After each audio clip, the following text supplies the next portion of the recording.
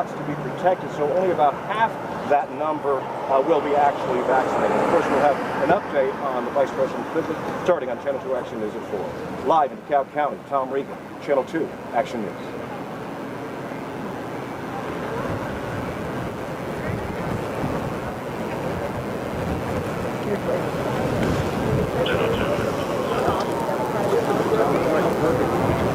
Yeah, it was. Not for editing, though. No, that's right.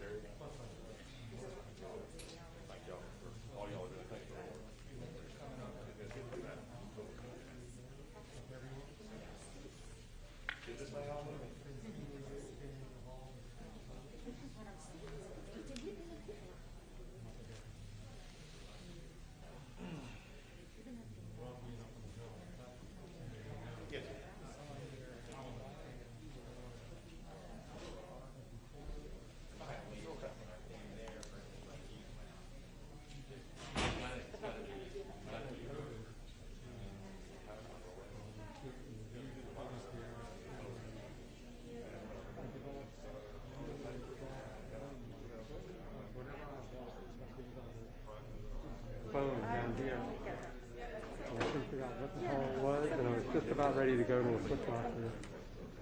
And I started to think about it. I've taken for the last year or so to try to keep moving while I'm up there. So when I'm standing in those halls, I'm just walk back and forth. So COVID came, things slowed down. I wasn't standing on my feet all the time. So after 2 months, it was gone.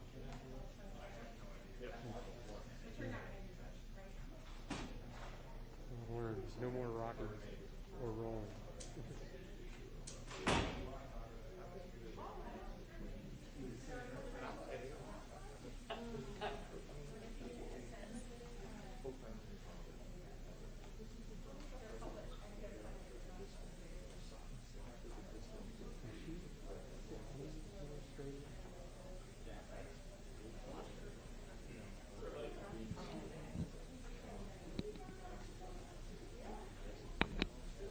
Who do you work for?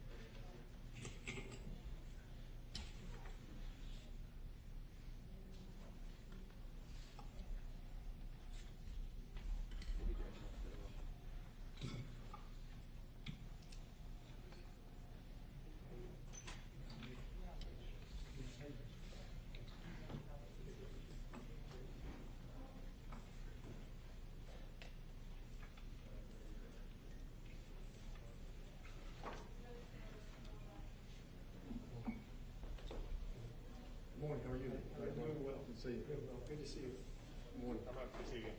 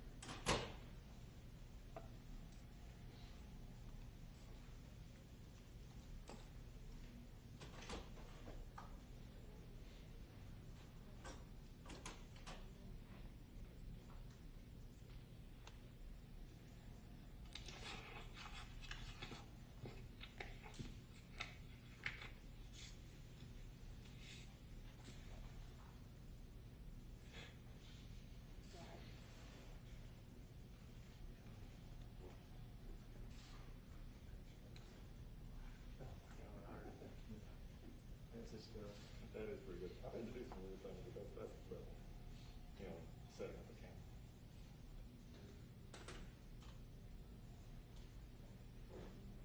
Especially the kids.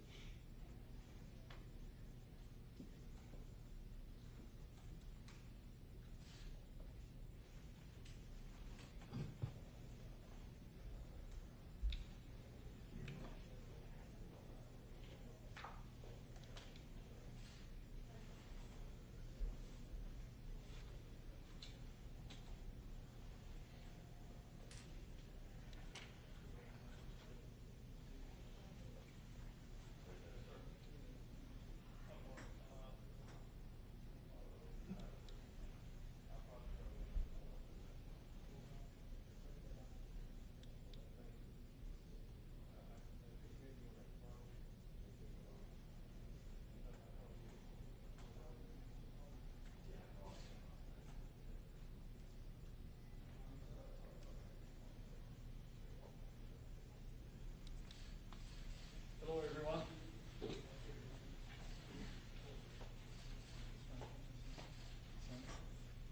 Good afternoon.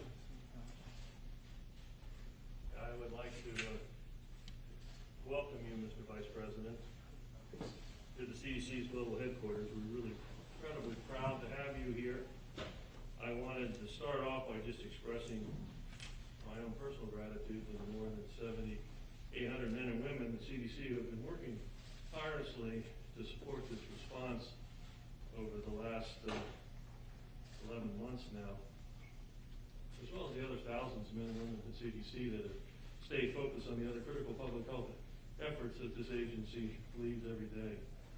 And it's been my great privilege to have the opportunity to lead it. As you know, the magnitude of the CDC's work is unprecedented, and we've talked about over 2,700 deployments to over 230 cities. We've published over 4,100 documents. We've helped distribute over $12.3 billion of funding to our states, tribal, local, territory areas. And one of the reasons we're here to talk today, this agency's worked tirelessly to do its part of Operation Warp Speed for COVID-19 vaccine distribution, and most importantly, administration, so that we accomplish vaccination. I'm proud to say that early this week, as you know, I approved the recommendations of CDC's Advisory Committee on Immunization Practices to recommend vaccination to both healthcare personnel and residents of long-term facilities in the initial phase of the COVID-19 vaccination program. I also look forward to future recommendations that, based on vaccine availability, will demonstrate that we as a nation also prioritize the elderly, people older than 70 who reside in multi-generational households. Often our Hispanic, Black, tribal nation families, their care for their elderly is given in these multi-generational households, and they are at significant risk. The framework that, in addition to the ACIP guidance, I think as more vaccines available will ensure equitable distribution of the vaccine for those at most at risk for hospitalization and fatalities. CDC, as you witnessed yesterday in Tennessee, continues to work with all 64 jurisdictions to move from our planning process for readiness for vaccine distribution, which we anticipate will begin in the next several weeks. I'm optimistic that the FDA will get authorized vaccines within the next several weeks and distribution will begin. Once the vaccines are authorized, it will be a really critical new tool to bring to the pandemic, but I do also say, and this agency stands strongly behind the efforts of mitigation, of wearing a mask, watching our social distancing, washing our hands, and being smart about crowds.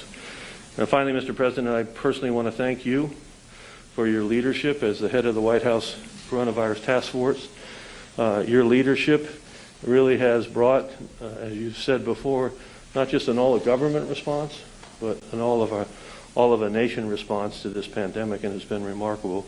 It's been a personal honor for me to have you here at CDC, and I would like to turn the floor over to you, sir. Well, thank you very much, Dr. Redfield and Dr. Walke and Dr. Messner, and then all the members of the CDC team. It's my honor to be here with you. First and foremost, on behalf of President Donald Trump and all the members of the White House Coronavirus Task Force, just to say thank you. Thank you to the men and women of CDC who have literally poured their lives over the last 10 months into saving lives across America.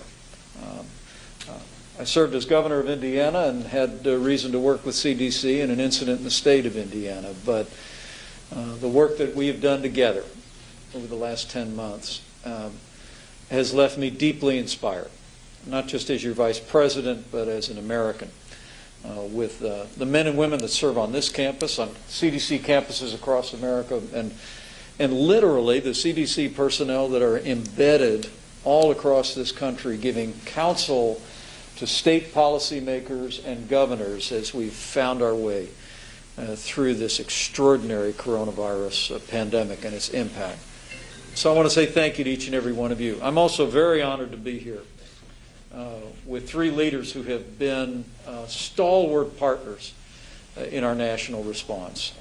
Senator David Perdue and Senator Kelly Loeffler, I want to thank you, whether it be the CARES Act, whether it be helping us to secure billions of dollars to reinvent testing, provide PPE, the establishment of the air bridge, or just your consistent, steady support to put the lives of the people of Georgia first. I want to thank you. And I thank you for being here for this update.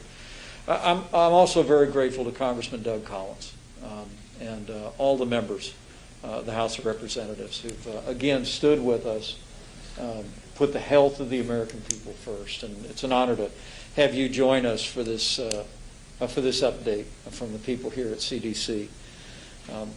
We're in a challenging time in the course of this pandemic, and all of us have a role to play. Wash our hands, social distance, wear a mask when it's indicated. But we're also in a season of hope. This time of year is always filled with hope through faith traditions and in the hearts of the American people, especially our children. But to be as we are, maybe, Bob, just a week and a half away from what will be the likely approval of the first coronavirus vaccine for the American people is inspiring the people of this country.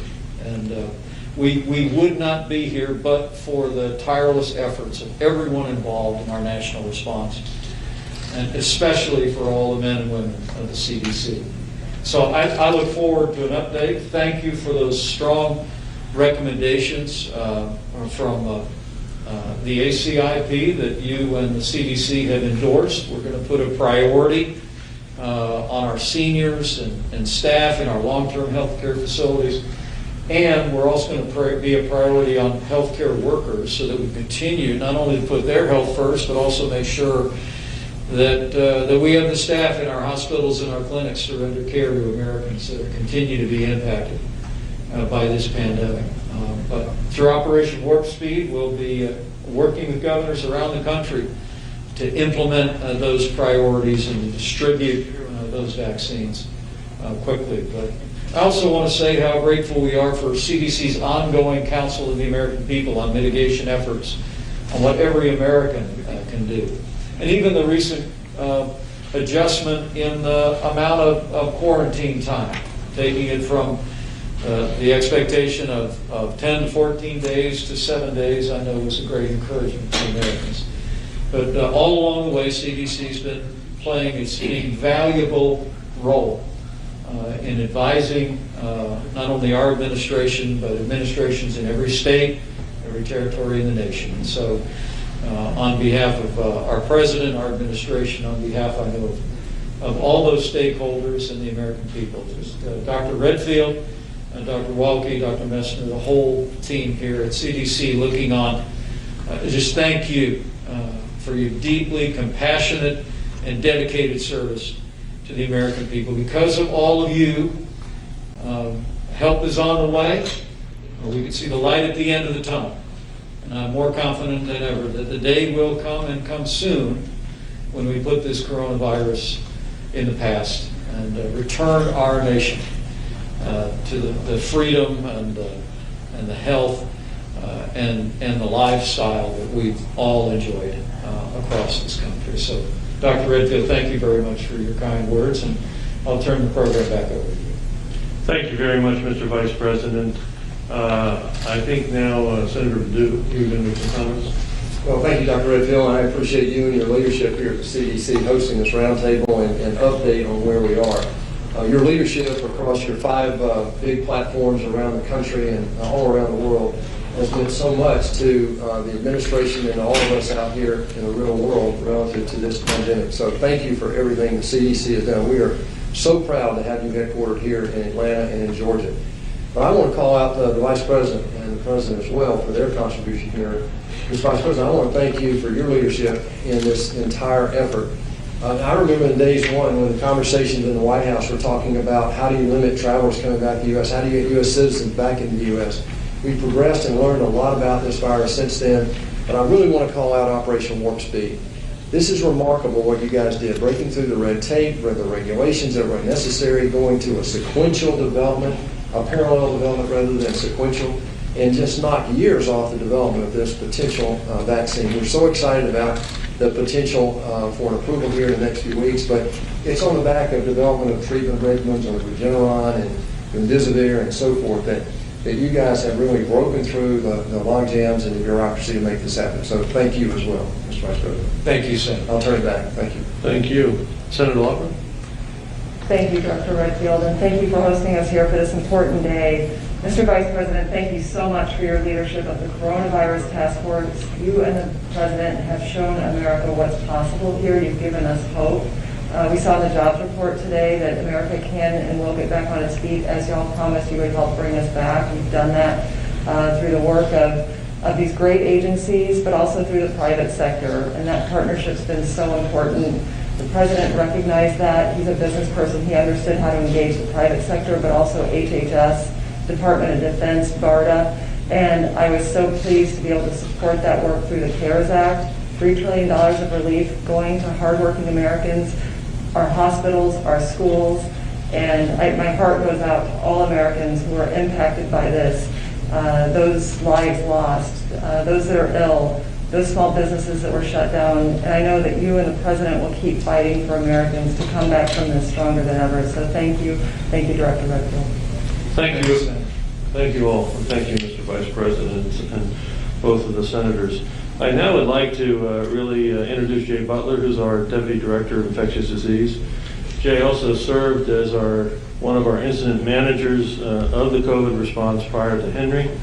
I've asked Jay to give approximately, Jay, I think we've got about 18, 20 minutes before we have to wrap up by 1. So to try to sort of lead our discussion about our vaccine preparation and distribution efforts, Jay. Great. Well, thank you, Dr. Redfield, and let me also extend my welcome and appreciation, Mr. Vice President, Senator Loeffler, Senator Perdue, and Congressman Collins. It's really an honor to be able to host you here. When we look at where we're at in the pandemic response, Mr. Vice President, you used the word hope. I remember about 9 months ago, we were talking about we hope we have a vaccine very soon, and now we're really on the verge of having a vaccine that will be administered to Americans. you're here at CDC, I want to acknowledge the partnership between CDC and Operation Warp Speed, but also our state, local, and tribal partners who are really on the front line of administering these vaccines. And I also want to point out that this is bigger than an all-of-government response. It's an all-of-America response. It's going to take all of us at various levels of government, also industry partners, healthcare providers and facilities, as well as community and faith-based organizations and leaders. So not to scare anybody, but there is a PowerPoint that might help to frame the conversation, but I want to stress that I'd like this to be conversational. So feel free to jump in if you have questions along the way.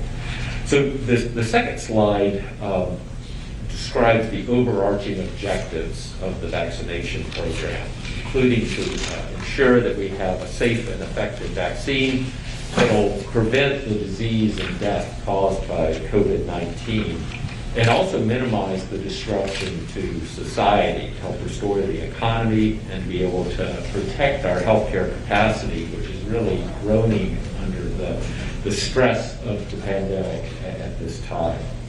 But also to be able to assure equity in the vaccine allocation and distribution. The pandemic has really shown a bright light on some of the inequities in health, and we want to do everything we can to be able to resolve those.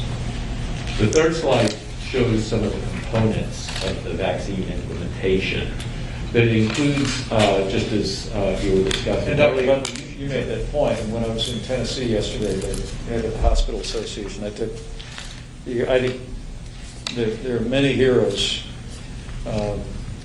in the midst of this pandemic the last 10 months, no more so than our doctors and nurses and people staffing our hospitals and emergency rooms.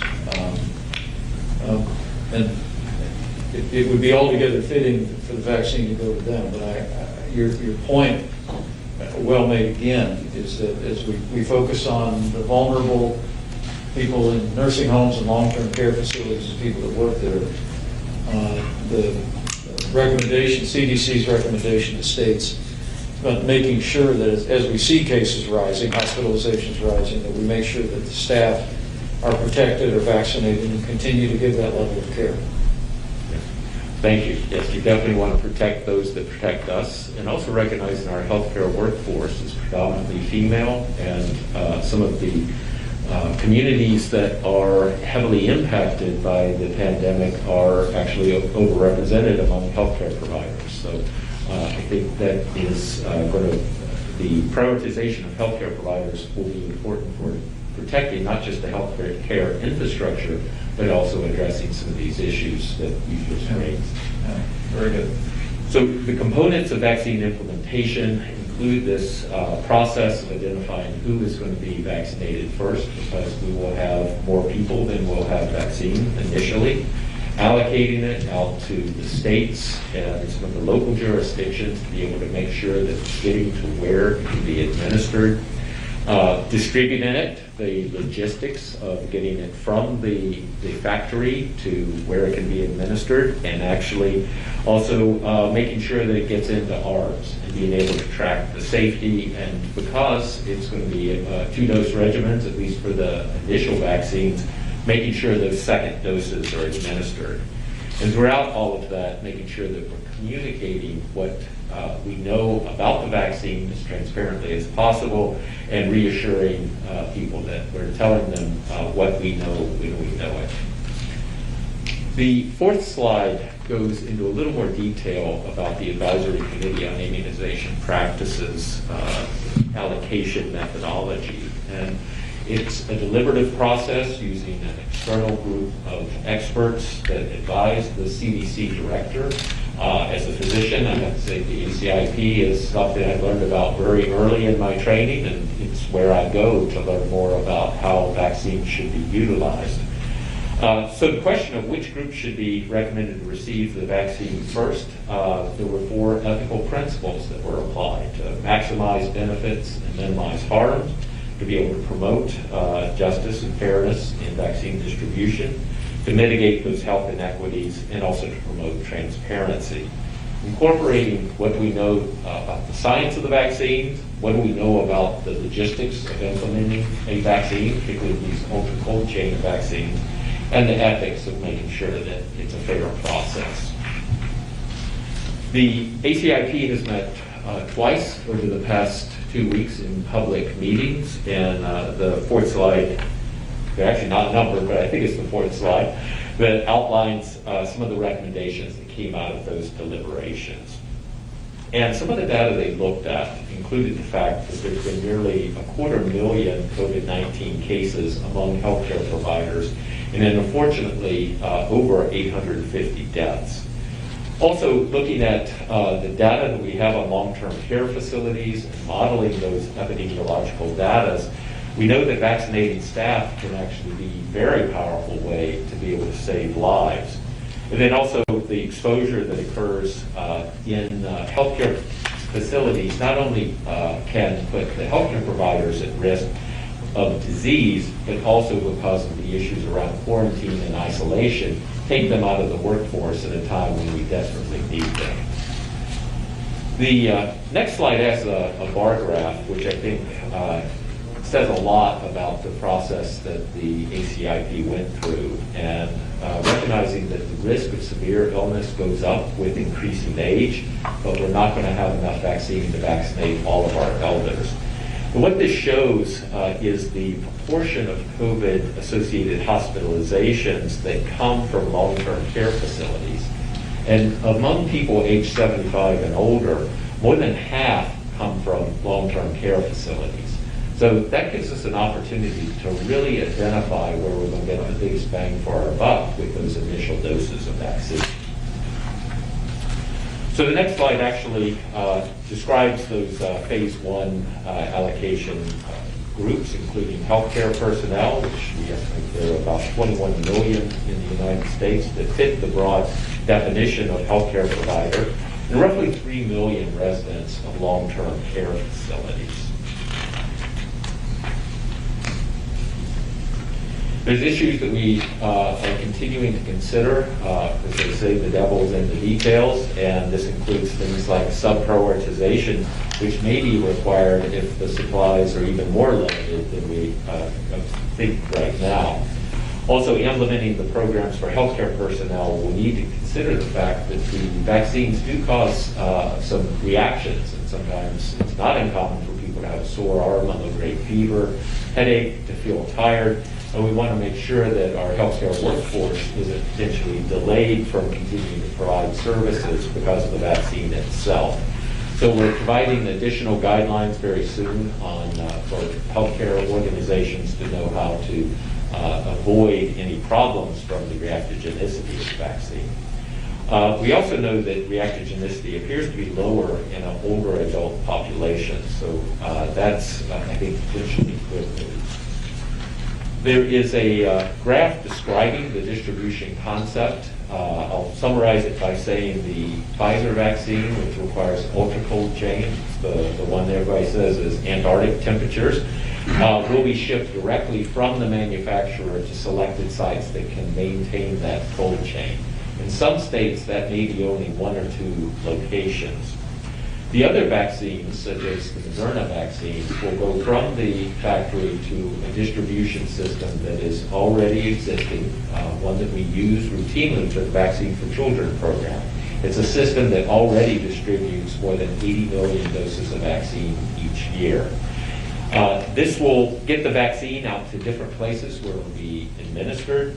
Now, I should also add that it's not just vaccine that's showing up, but also the ancillary kits, in other words, needles, syringes, alcohol swabs, these kinds of details that are so important to be able to get vaccines, not just out of the factory out into the states, but also making sure it's getting into arms where it's going to make a difference. And Dr. Butler, on Operation Warp Speed, I think it's an encouragement to the American people to know that while the scale of the distribution of this vaccine is historic,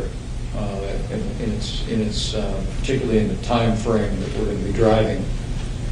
This is what CDC does every year. I think Dr. Redfield, you gave me a number at a recent task force. I mean, how many vaccines does CDC distribute every year? This system that we're using with McKesson, as Jay said, we do over 80 million a year.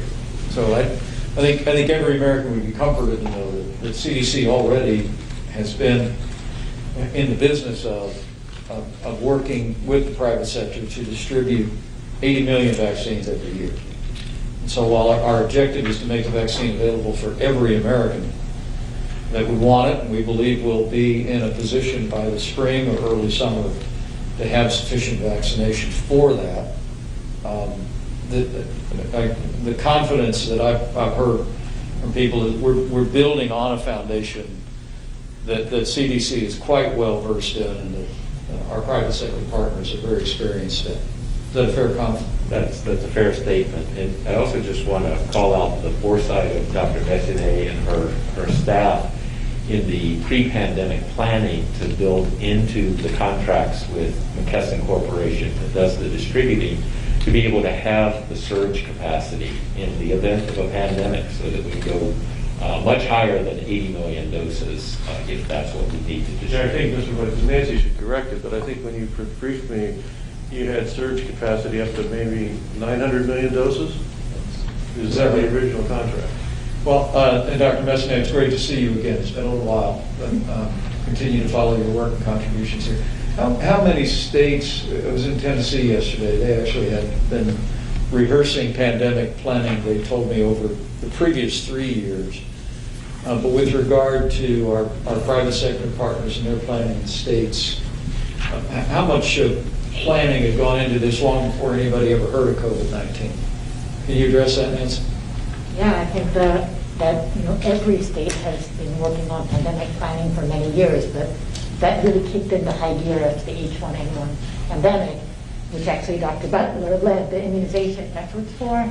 And I think that the point is that while this is an unforeseen scale, the building blocks of this existed not only at CDC, but at every state and jurisdiction. I think that's what's been most inspiring to me, Bob, and Dr. Butler and the team. The forethought, the anticipation, the history of CDC's role in preparing for and dealing with previous outbreaks. We're building on all of that with this. I think it gives all of us great confidence about the ability to hit our marks in Operation Warp Speed. So, but go ahead, Dr. Butler. I just wanted to amplify that with you. Well, thank you, sir. And I think I can add for Dr. Smith, who is the health commissioner in Arkansas, and from my own experience as health commissioner in Alaska, the support of CDC was critical for the statewide and local, as well as tribal preparedness for what we're dealing with now. There's a slide that describes a little more of the details of the Pfizer and Moderna products. I think the only thing I'll point out is that it's not straightforward. It's not as easy as 2009 and one dose of influenza vaccine. It's 2 doses, it's different intervals, it's different handling. So there's quite a bit of education that we are putting together for providers, as well as some fairly complicated data tracking to be able to make sure. And we're direct shipping vaccines to providers. The Pfizer product is direct shipping, and then the Moderna product is going through the McKesson process. But it's a fast process. It doesn't slow down. Both of them end up at the provider. That's correct. Which is really remarkable in the sense of what General Perdue was briefing us on just a couple weeks ago was that as we're encouraging states to enroll more providers, then we have the ability through either system to ultimately have that vaccine arrive at provider, however large or small they are. So that's how we actually believe, and that from the moment that we receive FDA approval, which we think is likely sometime the week of the 14th of December, that we could be shipping within the first 24 hours, and we could be vaccinating people within 24 hours of that. So within 48 hours from the FDA's approval, we could be vaccinating people literally in all 50 states and territories all across the country. So and this is all being overseen by the CDC and the experienced people here, so really remarkable. The next page shows actually the number of vaccine providers who are enrolled to be able to administer vaccines. This is only through this past Monday. And I want to stress that even though the number exceeds 10,000, this is not a single person with a needle and syringe in hand. These includes organizations that may represent dozens, if not hundreds, of people who are administered vaccine. We've been working with our states to make sure we're getting feedback. What are the problems? What are you mostly hearing? Because we deal, the task force deals with all the nation's governors virtually on a weekly basis. I was speaking to a governor on my way from the airport. What's the feedback right now? What are the issues that they're raising right now? Well, sir, there's 6 issues that we see as recurring themes. One is the funding issue, to make sure that they have the ability to be able to operate the local programs. Right. And that includes having enough people to administer the vaccine. While we're leaning heavily on providers as well as partners like Walgreens or CVS. There's going to be situations where we need a larger workforce to actually administer the vaccine. An issue we hear, maybe not so much from the governors, but from the vaccine program people, is recognizing that the week of the 14th is only the beginning of the beginning. This is a process that's going to play out over the next several months. And we need to develop what the cadence will be. How do we make this a sustainable process? Because this will be a marathon and not a sprint. The other issues that have come up is making sure that we have everything in place, as I was mentioning earlier about the second dose planning, that there is enough vaccine so that no one receives a dose and then is told there's no more available for your booster. Making sure that the people who are administering vaccine remain safe, that there's personal protective equipment available. We think by the end of the month we could have 40 million doses, but we're going to literally hold back the second dose, so the focus would be on getting about 20 million Americans vaccinated. But as you said, the priority will be to make sure that everybody knows if you get the first shot, you're going to be in the system, and we're already holding in reserve the second dose for you. So American people can be confident of that. But that's an issue that you're hearing about. Yes, but that's a priority that we want to address. And Right. we want to keep our vaccinators safe, so we want to make sure that the PPE is available to them. Right. We're providing a small amount to them as well, but also working with them to make sure the stocks are available. And then addressing the issue about vaccine confidence, that people feel like it's going to be a safe and protective vaccine. And as a healthcare provider and a public health official, I know the person that most people listen to most is their healthcare provider. Right. So we want to make sure that information is provided to healthcare providers as quickly as possible, particularly since they're prioritized, so that they can confidently receive the vaccine and then also serve as examples for their patients. Well, the confidence piece is so important, and we did see some positive progress, but this fall, I think in September, we only had half of the American public that said they'd be prepared to take a vaccine. I think that's closer to 60% now and rising. But I know I want to be sensitive to everyone's time. I know you're initiating a project to build confidence in the vaccine, and I think it's incumbent on all of us in public life to communicate the thorough process. Where we've gone at a record pace, but we've cut no corners in this. And I think that what we want to do is assure the American people there's been no compromise of safety or effectiveness in the development of this vaccine. We just under Operation Warp Speed, we, as Senator Perdue said very well, for the first time ever, we did several things at the same time. We literally were manufacturing vaccines while they were being developed and screened and reviewed. So that's what puts us in a position to have the 40 million doses that we could have before the end of this month. But I just want to urge you all on in that. I know that Dr. Redfield and I have spoken about it.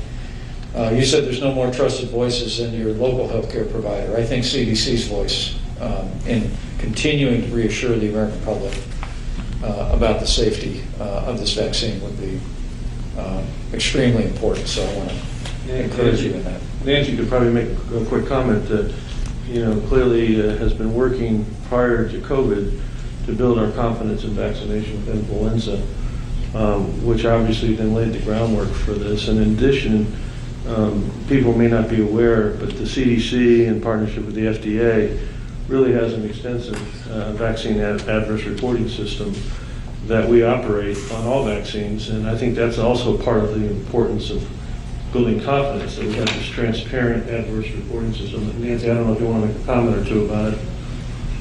Dr. Cohen, it's actually her thing. program. Amanda? Sure. So the Vaccinate with Confidence program, it's really a national strategy to support increasing confidence. You can step forward, Doctor, if you like, so we see it. The National Vaccine Confidence Program is being initiated by CDC and all of our federal partners to reinforce trust in the American public, which means we need to not only monitor safety as much as possible and as robustly as all of our systems will give us all of that data, but we also have to communicate that to the public on a regular basis. The most important thing we can also do is empower healthcare providers. As Dr. Butler said, healthcare providers, if they take the vaccine and they show everyone that they've taken the vaccine and that it's been and they support and recommend vaccination, they will infuse confidence in the American public. I always say we have 20 million healthcare providers. If each one of them instills confidence in 10 people, we will get there. And finally, engaging communities is the last part of our strategy, which is really important to reach communities that have health disparities, that may not trust the government in the same way that other groups do. And we really have to address them using local partnerships, addressing them with listening to people's questions and concerns about the vaccine. I think several people have said, I don't want people to tell me what to do, I want people to talk to me about what to do. And so we're really going to use, as Dr. Butler said, an all of America approach. We need not only government and healthcare providers, but also local community trusted sources to help us increase confidence. That's great. And it's Dr. Cohen? Yes. And so all of that information will be public to the American people. That adverse effects, people can report in if they have an adverse effect of vaccine. And so people would be able to track virtually in real time how people are responding to the vaccine. I think that would be a great comfort country. And I really want to commend you for that. Great job. Excellent job. Well, Dr. Butler, I might just jump in here because I wanted to hear a little bit from Dr. Walke, just a big picture for I know the senators and the congressmen are in the process of looking at possibly additional resources. I'd love to give Dr. Walke a chance to say where we are nationally. In the Emergency Operations Center, we just got a briefing that we're seeing cases coming down across the heartland, but we're starting to see upward trends in the South and in other major metropolitan areas in the Northeast. So I'd love to get your sense of that. But let me just say, Dr. Butler, I want to thank you for your years of dedicated service, but especially this year and the difference that you've made and will continue to make here. We're all grateful. We're all grateful to you personally and look forward to continuing to work to the day that we put the coronavirus in the past. So thank you very much. Dr. Walke, you want to give us all a quick thumbnail of where we stand today and how you might best advise the task force or these policymakers over. Yeah, thank you so much for the opportunity, Mr. Vice President. As you saw in the EOC, yes, there are some positive signs in the overall in some of the jurisdictions, for example, in the Midwest and the Plains, we're starting to see the cases come down. Certainly in some of the larger population centers in the West and the Northeast, we're still seeing the cases go up. So that's the cases. Hospitalizations hospitalizations follow cases, increasing cases by about a week or 2 weeks. So the hospitalizations are still rising, and it's a real problem. Healthcare providers are overstretched, beds are full, and so we need to try to prevent hospital strain. And the way to do that really is for Americans to lean in and use a mask, wash their hands, maintain their distance, avoid crowded indoor, unventilated spaces, and get tested. We just released, for example, our domestic travel guidance that emphasizes before you travel and after you travel, consider getting tested before you get on a plane, especially for an international flight. And then when you return, make sure that you're staying home for a period of time, up to 7 days, so you make sure you're not infecting other people. We did just reduce the quarantine. We still say that 14 days is probably the safest for quarantine, but we give an option for 10 days without a test and 7 days now with a test, recognizing that health departments are overwhelmed with the number of case investigations and contact tracing. So I think at this moment... So if someone is a close contact that they know about, or that they just may suspect that they were exposed, if they get a test at the end of 7 days, they actually give that they to can me in actually layman's get tested. terms. Thank you. They can actually get tested at 5 days, for example. So if you get tested at 5 days after a close contact with a confirmed case, you're tested at 5 days, and that could either be with a rapid antigen test, where you can get the result back in 15 minutes, or with a molecular test, like a PCR test, which your result will come back in the next day or two. If that test is negative, then you can be released from quarantine after 7 days. Mm-hmm. So 7 days of quarantine with a test, 10 days without a test. Okay. So I think as our hospitalization beds are filling up, the deaths are still rising. Obviously, and the cases in some areas are rising as well. What we can do now is try to prevent infections. And again, as we move into the holiday season, I would encourage the American public to consider staying at home.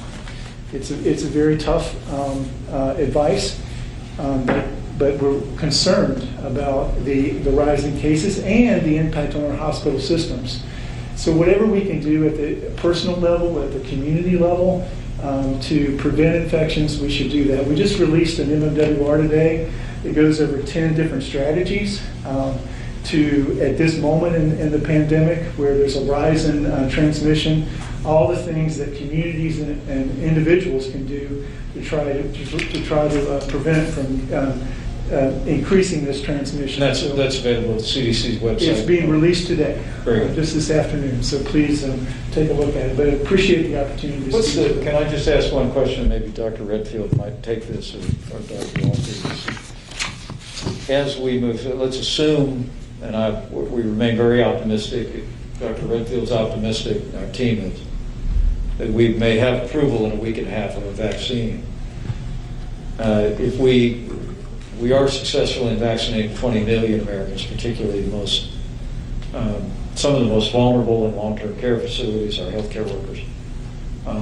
What impact is that on the course of the pandemic, and when do you, when would you expect to see an impact on the pandemic as we roll the vaccine out? And I'll start, but I'll please then refer. And I mean in terms of its overall impact on the country. Well, just in terms of the long-term care residents, about 40% of all deaths are linked to long-term care residents. So by vaccinating those, we're going to see a decrease in deaths in the future. And as vaccine becomes more and more available, then eventually we're going to see a decrease in cases and approach this level of herd immunity. But in terms of when the timing, as you know, we have about 40 million doses, probably by the end of the year. We'll have more that will come on board. And so we'll need to continue these mitigation measures, the spacing, washing our hands, wearing a mask, probably well into the spring. until we get more widely available vaccine. Dr. Butler, did you want to say anything else to that? Or? Yeah, Dr. Walk, I'll just add that we're on an excellent course right now with 2 vaccines that are looking very promising, and there's a number of unknowns that I want to acknowledge those in terms of whether or not the production will be able to continue without interruption. And we also depend heavily on some of the other products that are currently in trials, and we don't yet have the data on those. So it'll be a matter of being able to provide protective immunity to as many Americans as possible, and being able to assess how that is driving the pandemic downward. And ultimately that will then lead to additional recommendations about whether or not we can change our current guidelines on masks, social distancing, and hand hygiene. And I would just add that one of the big thrusts that I think we're really confronting right now with a variety of strategies is to do all we can to keep our health system from being overwhelmed. And I think that is the critical thing for December and January. And all of these things will contribute. Obviously, getting the nursing home residents vaccinated in December, when they make up such a significant point of hospitalizations, we'll start to see that impact, in late January. Getting our healthcare workers to make sure that they don't have to isolate and quarantine, we won't see that contribution. So I think that's the added. And Mr. Vice President, I just want to thank you. I know you have a busy schedule. I want to thank you for taking the time. I want to just reiterate the honor it's been to work with you on the task force and your leadership in that. I want to thank you for coming here to acknowledge the incredible men and women at CDC that work 24/7, and they will continue to guide our nation's response to the pandemic after we're gone, and I have great confidence in them. And we will soon see, as you know, the beginning of really what is, in my view, nearly miraculous, that we're going to begin to see the distribution of a safe and efficacious vaccine. As you said the other day in Tennessee, we can now say in the near days ahead. We don't no longer have to say months, or it's in the days ahead. So I want to thank you for the time. I know it's been a lot to the men and women at CDC, and I think you can get a sense that there's a great group of individuals behind the scenes driving this national response at CDC, and this team is, well prepared to help guide the distribution and administration of this vaccine. As you heard, this is what they do. It's kind of like at FedEx the other day. They do what they do. This is what they do. The American public needs to know. Nancy and her team, Amanda and others, are distributing 80 million doses of vaccine a year with the same company that we brought into this. There are some additional complexities, but this team is up to it. And I have great confidence that this vaccine distribution is going to be highly successful. So.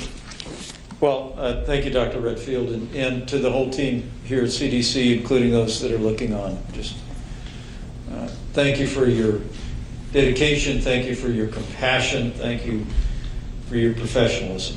I couldn't be more inspired with what I've seen from early on, whether it be when we were reinventing testing or when we were giving guidance to essential workers to be able to stay in the workplace to keep all of America's essential businesses and services rolling, to open companies back up that were seeing outbreaks. The guidance that you gave through those 45 days and the guidance you continue to give Americans, and now to see the way CDC is continuing to play a shepherding role over Operation Warp Speed, and to make sure that we have a safe and effective vaccine that we deliver to the American people as quickly as possible is tremendously inspiring. So, Dr. Butler, thank you. Dr. Messner, great to see you again. Dr. Walke, our incident commander, thank you for all the long hours that you've put in. And I want to thank Senator Loeffler and Senator Perdue. Again, $3 trillion in support for American families and American businesses and American healthcare providers, and to Congressman Collins as well. You're extraordinary partners on behalf of the American people through this. But I'll just end by saying Dr. Redfield and I have become very good friends through this process, and he is a man of integrity, and I just couldn't be more grateful that Dr. Robert Redfield was leading CDC at such a time as this, and it gives me great confidence that help is on the way. We all have a role to play. We'll continue to play it. We'll continue to all of us do our part. But from Dr. Redfield on down, the American people owe a debt of gratitude and honor to the men and women of the CDC here and around the country. So thank you, and God bless you all. Thank you, Mr. Vice President. Thank you very much, sir, for your time. I'll walk out with the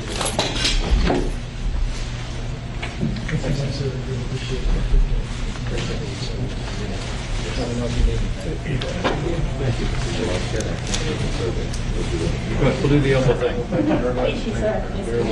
Nice to meet you. Great job. Make sure you have it. Take good care.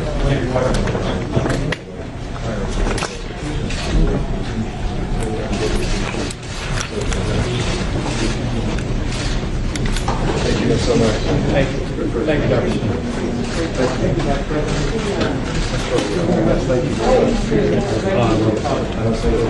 Sherry, thank you so much for your work. I appreciate it. Keep it up here. And I hope my words reach everybody. On the heart. Yes, sir.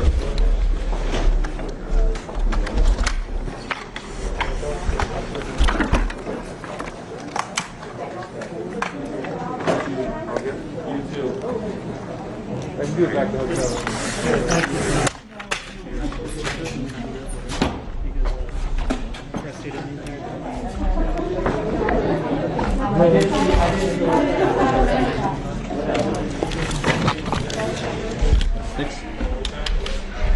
You got everything? It was nice to meet you. Nice to